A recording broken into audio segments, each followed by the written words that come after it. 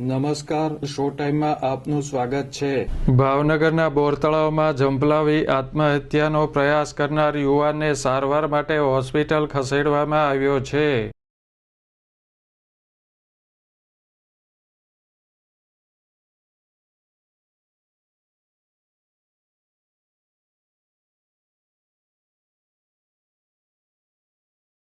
ભાવનગરના કુંભારવાડા મોતી તળાવ વિસ્તારમાં રહેતા યુસુફભાઈ નામના યુવાને બોરતળાવના પાછળના ભાગે સિત્સર નજીક તળાવમાં ઝંપલાવી આપઘાતનો પ્રયાસ કર્યો હતો।